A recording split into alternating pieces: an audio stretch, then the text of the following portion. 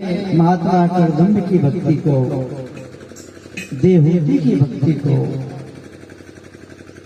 साक्षात नारायण प्रकट हो गए। मांगो जो मांगो सो दो। अरे महाराज, आपके दर्शन से मैं धन्य हो गया। देवहूति और हमारी भक्ति से आप संतुष्ट हैं? हाँ, मांगो। आपके समान हमारे यहाँ बेटा हो। क्या मांगा हमने? क्या मांगा? कि आपके समान हमारे यहाँ एक बेटा हो। भगवान ने कहा, रे धन्य हो तुम, मेरे समान तो जगत में कोई है ही नहीं, और तुम्हारी भावना का कल्याण करने के लिए मैं तुम्हारे घर अवतार हूं। और वही भगवान महात्मा करदम्ब ऋषि के यहाँ अवतार लेते हैं। उस अवतार का नाम हुआ कपिल देव भगवान की जय। कौन से भगवान आए? जोर से बोलो जरा, कौन से आए? कपिल। धन्य है, साक्षात नारायण भगवान कपिल बनकर आए। देवहूति करदम्ब बड़े प्रसन्न हो गए। पर भगवान कपिल 5 वर्ष के होने आए। महात्मा करदम्ब ऋषि भक्ति के लिए चले गए। सारा कपिल को बोझ देवहूति का दे दिया। कपिल भगवान ने कहा कि मां मोह में बंध गई। मां को बिठाया। मां, जीव अकेला आता, अकेले को ही जाना होता, परिवार साथ नहीं आता। तू सोच रही कि मेरा बेटा है, मैं तेरा साथ दूंगा, सेवा करूंगा। अकेली आई और अकेले को तुझे जाना पड़ेगा। शमशान घाट तक का साथ और भी मिल सकता है, पर मां भक्ति कर, भजन कर। भगवान कपिल ने साक्ष्य शास्त्र का निर्माण किया और मां को कई ज्ञान भरी बातें सुनाई। और कहा, मां, जब जीव मां के उदर में प्रवेश करता हूं अणु रूप में, 1 महीने में बोर के समान मां के उदर में ये जीव हो जाता है, मांस का बोर।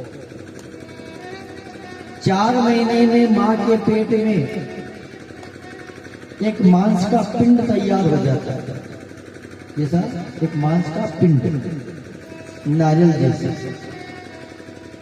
फिर भगवान कपिल ने कहा कि फिर मां, वो जो मांस का पिंड तैयार होता है ना, उसमें से हाथ निकलते हैं, पांव निकलते हैं। हाथ, पांव, उंगलियां, नाखून, त्वचा,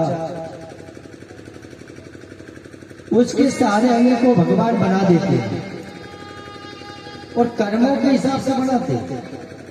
एक माता जी कथा सुनने रोज जाते थे, तो रास्ते में केले वाला मिल गया। केले केले, गई पास में, दादा ये केले क्या भाव है? बोले माता जी ये केले तो 80 रुपए के 12 मिलेंगे, किलो मिलेंगे, और ये बोले ये 10 रुपए किलो। तो माता जी ने सोची कि मैं तो कथा में जाइए, कथा में चलो ना, हमारा खाना तो है नहीं। तो दादा 80 का भाव तो बहुत महंगा, तो तुम्हारे 10 रुपए किलो का दे।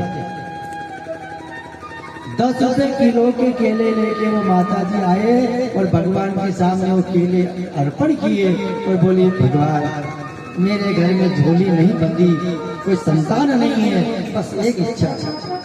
और केले चढ़ा करके माता जी फिर भी नहीं रुके, सीधे गुरुजी के पास गए। कान में कि गुरुजी केला चढ़ाया है, केला चढ़ाया है। अरे अच्छी बात है। बोले कि मेरे यहाँ संतान नहीं गुरुजी, तो आपकी थोड़ी एप्लीकेशन लाओ। अब साहब केले चढ़ा दिए, गुरुजी को भी बोल दिया, कथा भी पूरी हो गई। 1.5-2 साल बाद गुरु जी की फिर कथा। उनने वो माता जी को नहीं देखा तो वहां की माताओं से पूछा कि क्यों माता, वो माता जी नहीं आए, केले वाले केले जिन्हें चढ़ाए थे वो। अरे गुरु जी बड़ी कृपा रही भगवान की, उनके यहाँ बेटा हो गया। वो बड़ी खुशी, जोरदार ताली बजे बजे, छोरा हो गया क्या? पर गुरु जी भगवान ने 1.5 साल में बालक दे दिया। हो कितना दयालु है। माँ की महिलाओं ने कहा गुरु जी छोरा तो दिया, पर छोरा भी वो गुलाब जामुन जैसा, इन आत्माओं हिलाने की जरूरत नहीं पड़ी। 10 रुपए दर्जन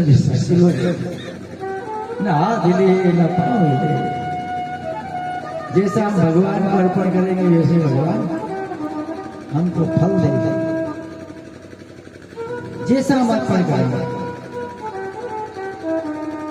अगर कंकर वाला कोई अनाज भगवान को दान करेंगे तो कंकर वाला मिलेगा। पर कई घरों में मुट्ठी मिलने का ठेला अलग, खाने का अलग है ना। तो भगवान कहते हैं कि जो मुझे दोगे वो पाओगे, धन्य प्रभु। माता जी ने केले अर्पण किए, उनको फल मिल गया। आज सेवा का फल कर्दम ऋषि कि यहाँ भगवान कपिल आए और कपिल ने कहा मां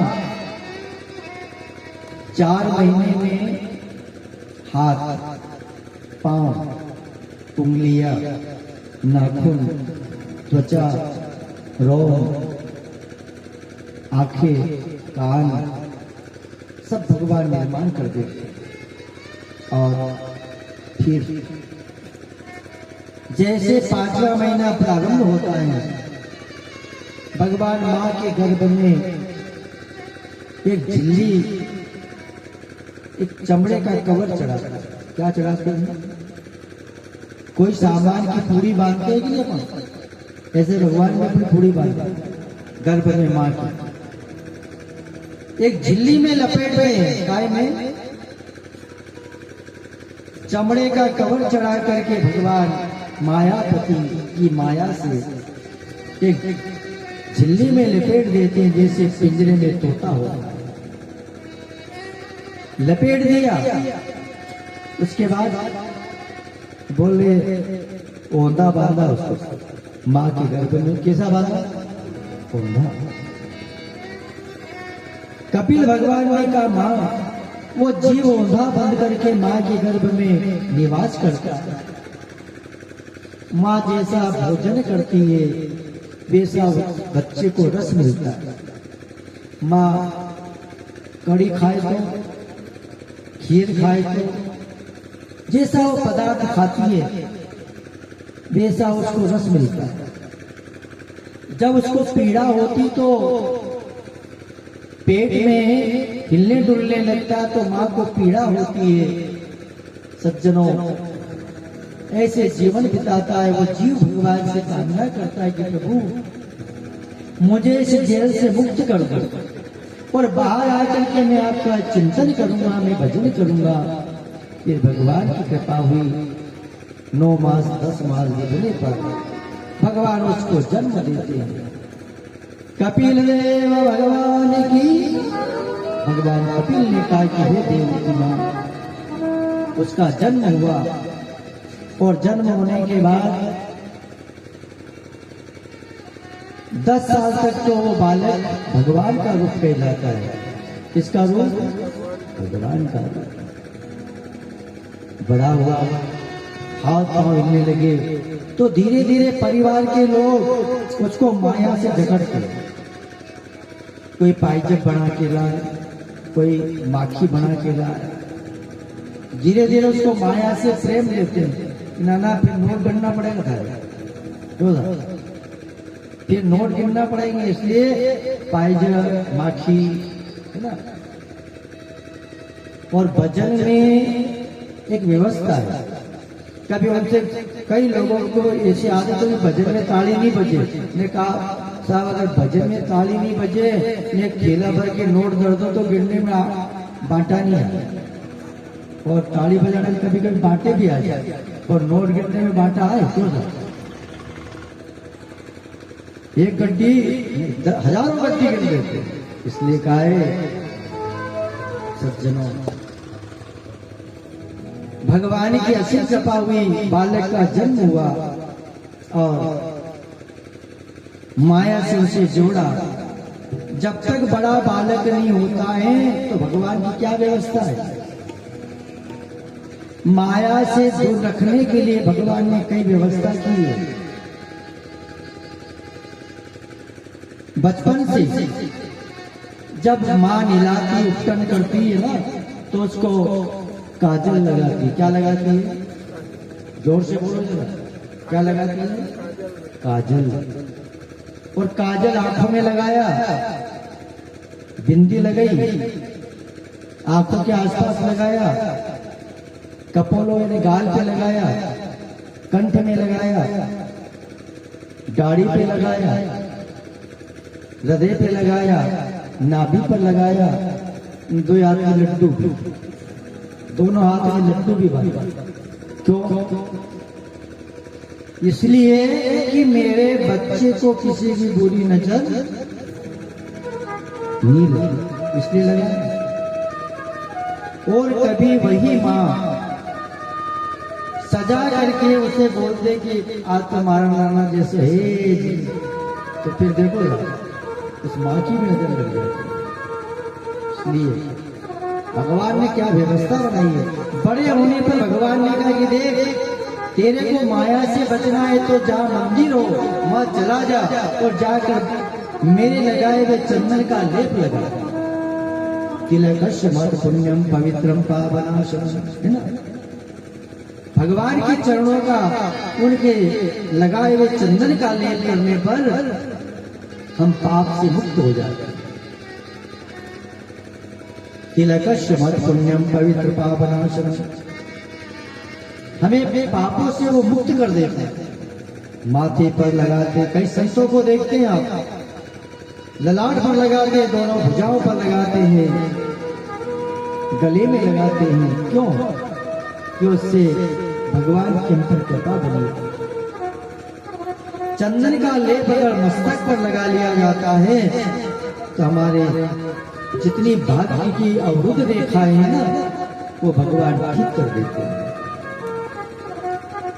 पुण्य की प्राप्ति होती है। तिलक लगाने से आप नित्य हरते ललाट कृपा करती। हमारी कोई आपत्ति अगर आती है तो भगवान के लगाए हुए चरणों के, उनके चंदन के द्वारा हमारी आपत्तियां दूर हो जाती है। ये भगवान की भक्ति का प्रभाव।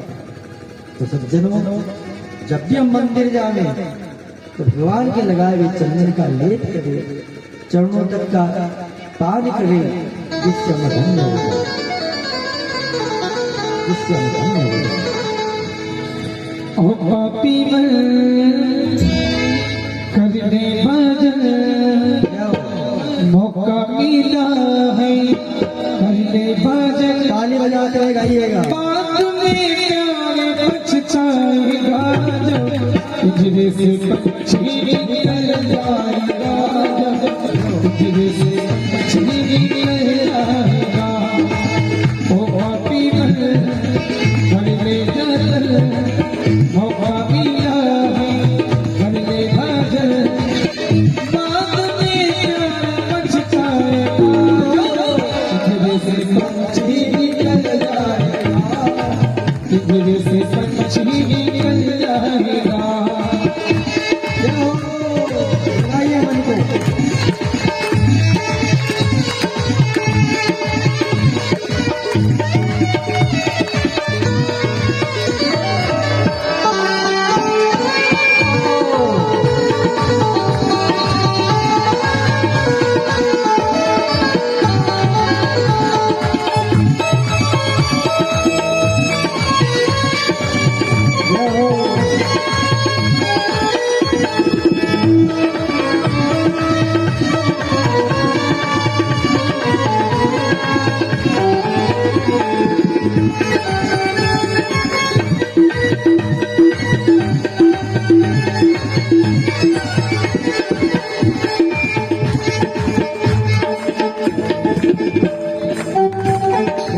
ये जग का की है गुड़िया, एक दिन उड़ जाना है अकेला, चाले करके आया जब में चाले करके जाएगा, मुट्ठी बांधे आया जग में हाथ फंसाने जाएगा,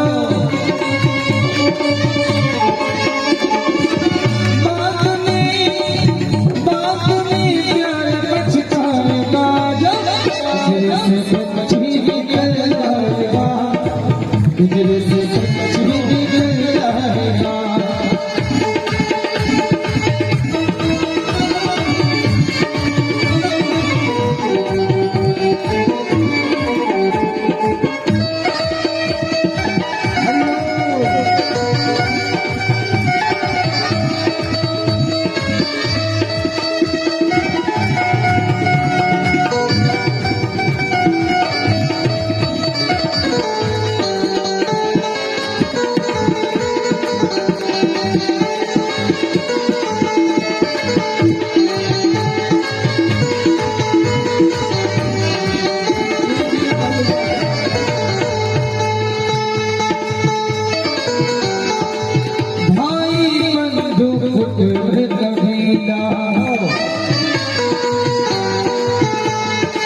ये सब जग का झूठा झमेला, मरने की बात में आग में जलाएगा, तेरा सब बात बनाएगा, सोचा शराब के सबकी पूरी खाएगा, बात में प्यार पछताएगा, दिल से पक्षी निकल जाएगा, दिल से पक्षी निकल जाएगा, ओ पापी मन कल्ले बदल, ओ पापी जाए कल्ले बदल, बात में प्यार पछताएगा, दिल से पक्षी निकल जाएगा, दिल से पक्षी निकल जाएगा, दिल से पक्षी निकल जाएगा, दिल से पक्षी निकल जाएगा। भगवान की जय हो। धन्य है भगवान की बड़ी कृपा हुई कपिल की। माँ देवहूति को जान ली, माँ अकेली आई अकेली को तुझे जाना ही होगा, भजन कर। इस मन को लगा, धीरे धीरे लगा। कपिल भगवान की बातों को सुना। सज्जनों, साक्य शास्त्र का निर्माण किया। कपिल भगवान ने अपनी मां को मोक्ष का रास्ता बताया और कपिल भगवान मां से चलते चलते समुद्र के किनारे आए। बीच समुद्र में एक कुटिया बनाई। उस तीर्थ का नाम पड़ा गंगा सागर। सारे तीर्थ बार बार गंगा सागर। भगवान कपिल समाधिस्थ हो गए। जब भी गंगा सागर स्नान करने के लिए लोग जाते हैं, भगवान कपिल के दर्शन पाते हैं, अपने जीवन को धन्य करते हैं। बोलिए कपिल भगवान की। भगवान कपिल के दर्शन पाते हैं। सज्जनों, धन्य है माँ देवहूति को मोक्ष प्राप्त हुआ। ये कथा मोक्ष प्रदान करती है। इस कथा को जो श्रवण करते हैं उनके पाप नष्ट होते हैं। इस कथा को जो मनन करता है उनका यह परलोक दोनों ठीक हो जाते हैं। इसी प्रकार मनु महाराज की 3 लड़की थी। कितनी थी? कौन कौन सी? आकुति, प्रसूति और देवहूति। देवहूति की कथा आप लोगों ने सुनी। अब प्रसूति उसके वंश की कथाओं को सुनेंगे।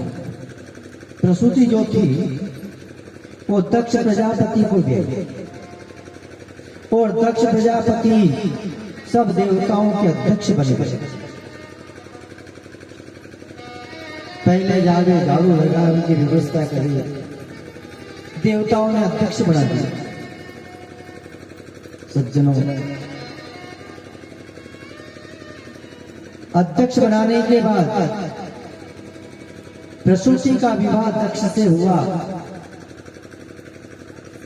और दक्ष के यहाँ 16 लड़कियां जन्मी। कितनी लड़की हुई? 16 कन्या। सबसे छोटी जो कन्या थी उसका नाम सती रखा। क्या नाम रखा? सती। सब कन्याएं बड़ी होने लगी, अलग अलग ब्याह किया। सती का जब नंबर आया तो सती का विवाह दक्ष ने सोचा मैं कहां करूं। नारद जी आए, गुरुदेव इस कन्या की भाग्य रेखा बताओ। अरे राजन, गुणशील में सुंदर है, सारा संसार इसका पूजन करेगा, पर इसका पति योग जो मिलेगा वो संसार में रोकने वाला मिलेगा। धन्य है तुम अपने बेटे भोले बाबा को दे दो, पर वैसे विवाह नहीं करेंगे, ये कहीं जाकर तपस्या करे। सती को नियम बताए, नारद जी चले गए। सती अपनी सखियों के साथ गंगा के किनारे जाकर भक्ति करती है। भगवान शिव का आराधना करते हुए शिव का निर्माण किया और पूजा प्रारंभ की। यक्ष स्वरूपाय जटाधराय पिनाकहस्ताय सनातनाय दिव्याय देवाय दिगंबराय तस्मै निकालाय नमः शिवाय। भोले बाबा का चिंतन प्रारंभ हुआ। धन्य सती की भक्ति को देखकर भगवान भोले बाबा प्रसन्न हो गए और वचन दिया, तुम्हारी इच्छा पूर्ण होगी। दर्शन देकर भगवान अंतर ध्यान हुए। तो सती का जो व्रत है कई माताएं करती है। भादों का महीना होता है, तीज का दिन होता है और उस व्रत का नाम पड़ा, क्या नाम पड़ा? हरतालिका तीज। हड़ताल, न जल पीना है, न दूध पीना है, न फल खाना है, न मिठाई खाना है। सबसे कठिन व्रत है तो हरतालिका तीज का। उस दिन चारों पैर की पूजा करने के बाद ही माता बहनों को कुछ खाया पिया जाता है। पर साहब आजकल रिवाज बदल गए। रिवाज ऐसे बदले, भूख लगे तो 5 रुपए दे दे, बाणेज के पी ले। छोटे बच्चे का नाम धर के गटागट पी लेते, दूध पी लेते, चाय पी लेते, फल खा लेते। पर देखो वो कथा आप सुनते हैं तो इसमें लिखा है फल खाने पर वानर बनोगे। क्या बनोगे? बंदर। मिठाई खाओगे तो मक्खी बनोगे और जल पियोगे तो मछली बनोगे, है ना? जल पियोगे तो मछली बनोगे। और ऐसे नियम अगर पालन करके उनका त्याग कर देते हैं तो फिर तो भगवान की अनंत कृपा होती है। फल भी नहीं खा सकते, जल भी नहीं पी सकते, भोजन भी नहीं कर सकते, बस 4 पैर भोले बाबा की पूजा करें, आराधना करें। भगवान भोले बाबा बड़े दयालु हैं, कृपा करते हैं। इतनी कृपा हुई, दर्शन दिया, अंतर ध्यान हो गए। सज्जनों, सती को लेकर उस समय दक्ष आए और प्रेम से विधिवत दक्ष ने विवाह भी किया। और सज्जनों, विवाह संस्कार होता है। सती और शिव जी का विवाह भी हुआ, कैलाश में रहने लगे। पर कई दिन हो गए, एक दिन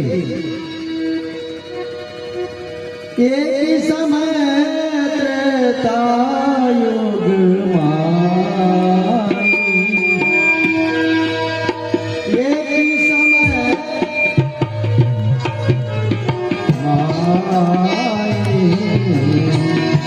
शंभु गए कुंभजर सिपाही। एक समय त्रेता युग माई शंभु गए कुंभजर सिपाही। संग सते जग जननी भवानी, संग सती जग जननी भवानी। पूजे ऋषि अखिलेश्वर जानी, संग सती जग जननी भवानी। पूजे ऋषि अखिलेश्वर जानी। श्री राम जय राम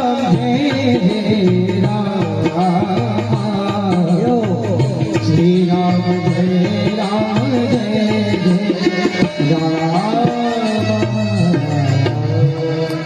अगस्त मुनि के आश्रम पर आए, दौड़कर प्रणाम किया, भोले बाबा सती का आदर किया, ऊंचे आसन पर बिठाया और राम कथा सुनाई। कई दिनों तक राम कथा चली, कई दिनों तक। एक दिन चल दिए विदाई लेकर, और कैलाश के लिए जब विदाई लेकर चले, उन्हीं दिनों भगवान राम सीता के विरह में व्याकुल होते हुए जा रहे। नंदी से उतरे, ए सती, वो मेरे राम। राम? अरे तो भगवान के होते जिनको पता होता है कि स्त्री सीता कहाँ है, ये नकली है, असली नहीं। राम को वंदन करके भोले बाबा सती को कहा कि ये मेरे राम हैं। आखिर सती ने नहीं माना। भोले बाबा ने कहा, सती जो तुम्हारे मन अति संदेह तो कि न जाय परीक्षा ले। तेरे मन में शंका हो तो परीक्षा ले। हाँ माता। एक बड़ की छांव में भोले बाबा को बिठाया, सती परीक्षा के लिए गई और सीता बनी। कौन बनी? सीता बनी। सीता बनकर जा रही है। राम जी हाय सीता करते वन में भटक रहे हैं। सज्जनों, उस समय भोले बाबा के निकट देखा कि वास्तव में भोले बाबा बड़ की छांव में बैठे हैं और नंदी का रास्ता भोले बाबा ने अपने पांव से बांध लिया। किससे बांध लिया? झाड़ से तो नहीं बांधा नंदी को, और उन्होंने अपने पांव से बांध लिया। सती ने उस समय सोचा कि वास्तव में इन्हें भंग जाते पहन के सोचनी पड़े, जब तो नकली भगवान को प्रणाम करते हैं। अरे महाराज, नंदी को निज पग से बांधा, आप समाधि मेरे भोले बाबा क्यों इतनी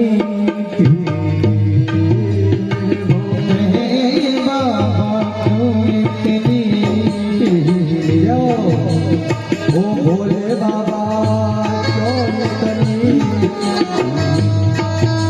भोले भोले बाबा क्यों इतनी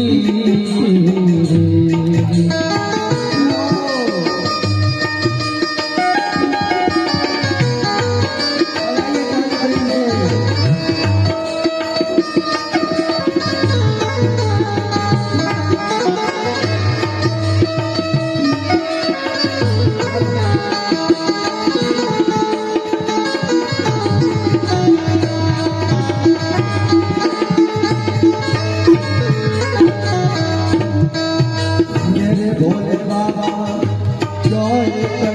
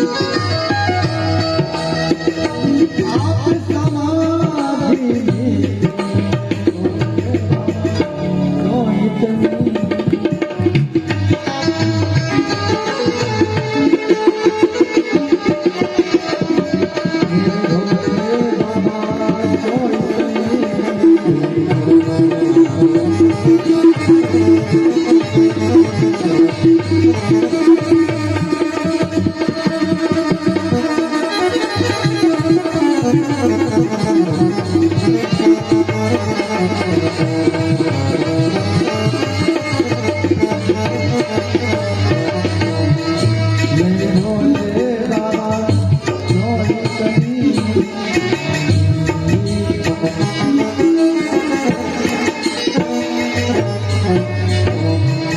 भोलेनाथ भगवान की सती ने सोचा कि वास्तव में इनने पिया, इसीलिए तो इन्हें नंदी का रास्ता पांव से बांधा। गई सीता बनी है, राम जी के सन्मुख पहुंची है और राम जी ने दौड़कर वंदन किया। अरे मैया, ओ मैया, क्या पानी जोड़े कर के न प्रणामो, पिता समेत लीन नामो, है ना? प्रणाम किया, पिता का नाम बताया, अपना नाम बताया। बोले मैया, आप मेरे भोले बाबा को कहीं छोड़कर यहाँ अकेली क्यों भटक रही हो?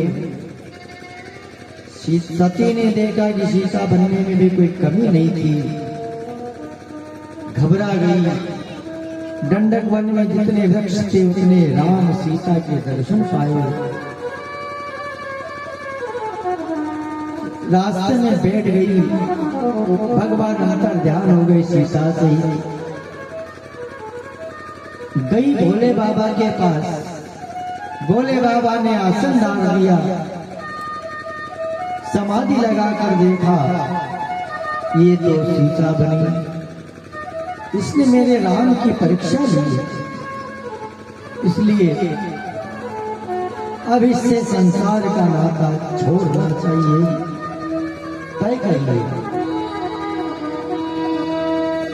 यही सन सती भेट मोहि नाही, शिव संकल्प के न मन मान। संकल्प कर लिया कि अब मेरे साथ सती का ग्रस्ताश्रम नहीं होगा। कई कथा सुनाते हुए चले, कैलाश में आए, समाधि लगाकर बैठ गए और सज्जनों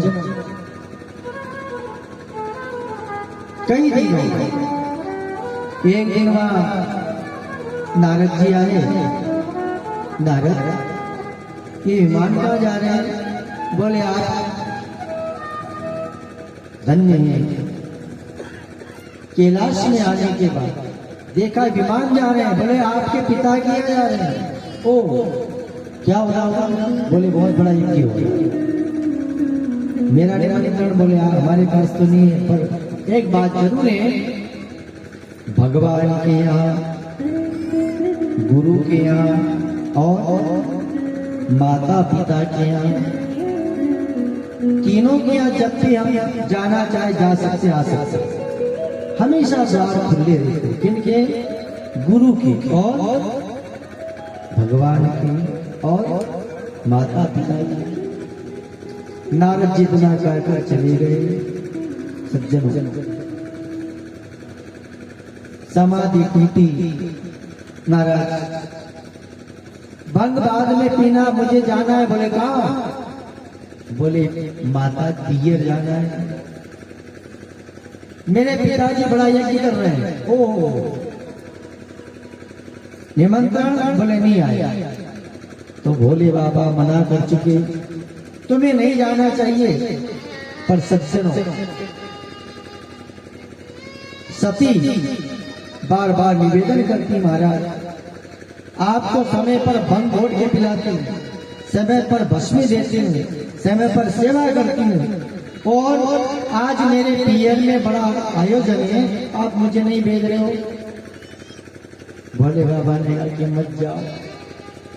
आया गुस्सा किसको? सती को। सती ने कहा महाराज आप स्त्री नहीं हो ना, आप स्त्री नहीं हो तो आपको स्त्री के सुख और दुख का पता नहीं। बोले क्या दुख और क्या सुख? बोले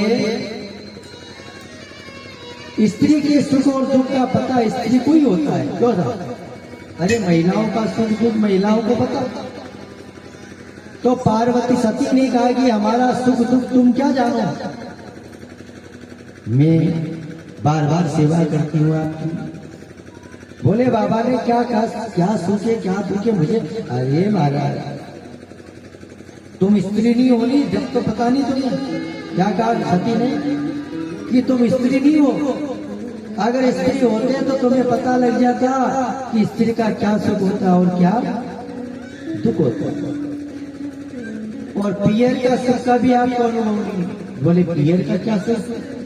बोले पियर जाने के बाद मर्जी हो तो 8 बजे उठो, मर्जी हो तो 10 बजे उठो। वो कहने वाला मिलेगा, सुनने वाला क्यों था? ससुराल में 4 बजे जगना पड़ता है। कितने बजे? कितने बजे? 4 बजे। पियर में जोर से बोलोगे? अरे 8 बजे के लिए 10 बजे भी उठो तो कोई नहीं किया। पियर में जब माताएं जाती है ना तो वो 8 बजे की जगह 10 बजे उठे। मर्जी हो तो झाड़ू लगाए, नहीं मर्जी हो तो मत लगाओ, मर्जी हो तो रोटी बनाओ, मर्जी नहीं हो तो मत, मर्जी हो तो जल भर के लाओ, मर्जी हो तो मत लाओ, मर्जी हो तो खानी पड़ेगा। मर्जी के मालिक होते हैं पियर में माताएं, मर्जी के मालिक। मर्जी होए तो झाड़ू लगाए, मर्जी होए तो कपड़ा भी धोए, नहीं कपड़ा भी नहीं धोए, भाभी धोएगा भाभी। पियर में बहुत सुख होता है, पियर का सुख होता है। और ससुराल तो 4 बजे उठो, 10-11 बजे विश्राम का समय मिले, सवेर से शाम पड़ जाए। पियर के सुख का अनुभव नहीं महाराज आपको। अगर आप स्त्री होते हैं तो आप भी कहते हैं कि तू जा, अभी जा, स्त्री हो। भोले बाबा ने कहा सती तेरा मन ही वहां लगा हुआ है तो मैं क्या करूं, जा, अकेली मत जा। पुत्र बांध लिया, नंदीगण को साथ ले जा। नंदी घर पर सवार हो गई और सती चल पड़ी। सब देवता लोग भोले बाबा की प्रार्थना कर रहे हैं। और कनखल में जैसे पहुंची तो सज्जनों क्या देखा, सब बहनों ने नीचा सिर कर लिया, माँ ने भी नीचा सिर कर लिया। सती आ गई, पिताजी के पास गई, पिताजी ने भी अपना नीचा सिर कर लिया। देवी क्यों आई, किसने बुलाया? अरे पिताजी यहाँ मेरे पति का आसन भी नहीं है, ब्रह्मा का भी नहीं है, विष्णु का भी नहीं है, आप कैसा यज्ञ कर रहे हैं? आप नहीं जानते वो जगत का ईश्वर है। कौन है? जगत का ईश्वर है। लेकिन दक्ष तो क्रोध में आए हुए बोले, सती तुझे पता नहीं, मैं जानता हूँ। क्या जानते हो? अरे मैं जानता हूँ। बोले क्या जानते हो महाराज? वह भांग धतूरे पीता है, और अपना समय बिताता है। पागल नशे में चूर रहे, पागल नशे में चूर रहे, नशेबाज कहलाता है।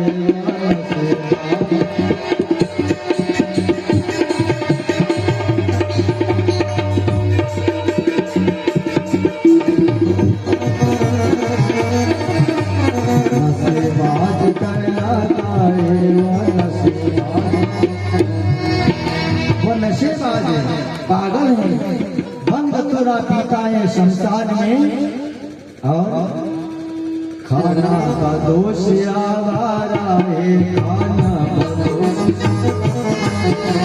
जिसका कोई घर बार नहीं, बोलो कोई घर बार नहीं, जिसका कोई घर बार नहीं, जिसका कोई घर बार नहीं, जिसका कोई घर बार नहीं, जिसका कोई घर बार नहीं, जिसका कोई घर बार नहीं, जिसका कोई घर बार नहीं। बोलो श्री राम जय राम जय राम, बोलो श्री राम जय राम जय राम, श्री राम जय राम जय राम, श्री राम जय राम जय राम।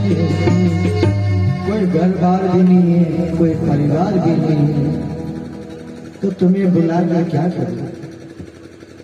शमशान में लौटता है, भांग बतौरे पीता है, तेरे पति को जानता हूं, तू क्यों आई? सती घबरा गई। अरे पिताजी, आपने बहुत बड़ा अपराध कर लिया है, भूल कर लिए, ब्रह्मा विष्णु महेश को नहीं बुलाया। सज्जनों, पांच तत्वों में विलीन कर दिए, नंदीगढ़ में उड़ान लगाई। उस समय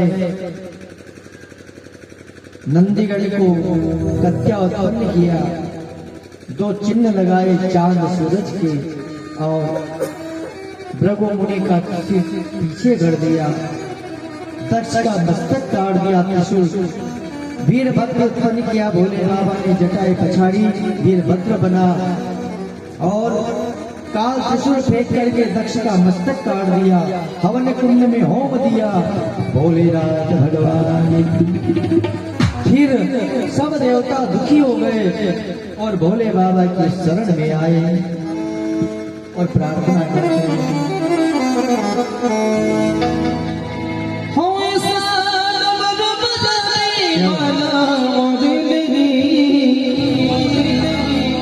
भोलेनाथ से निराला, शंभु नाथ से निराला, कोई और नहीं। बजाइए भोलेनाथ से निराला, कोई और नहीं। भोलेनाथ से निराला, कोई और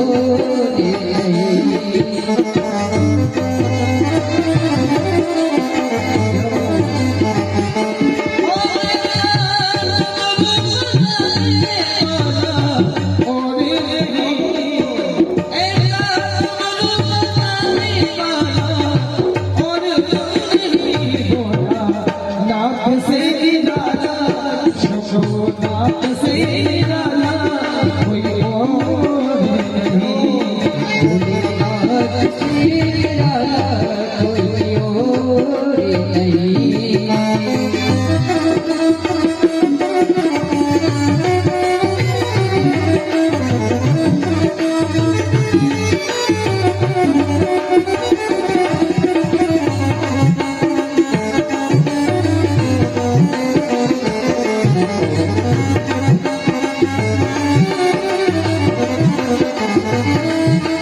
उनका दम दम बोले, आग निगम में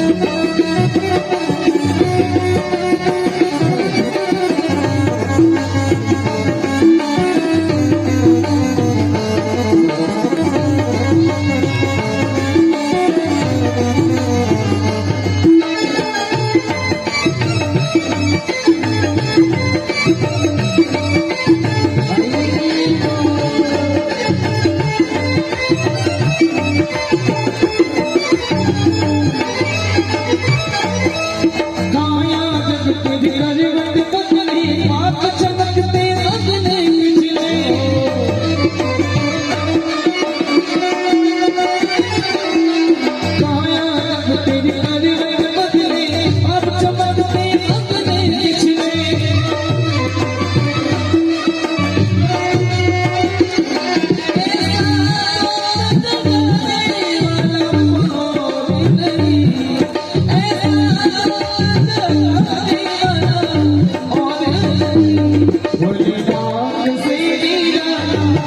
शंभुनाथ से निराला कोई और नहीं।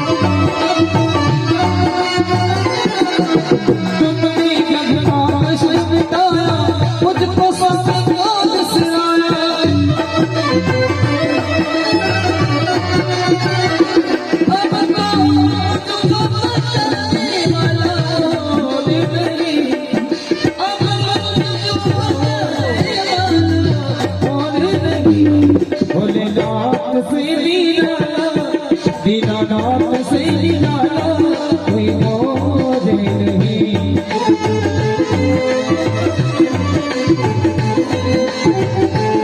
भोलेनाथ से निराला शंभुनाथ से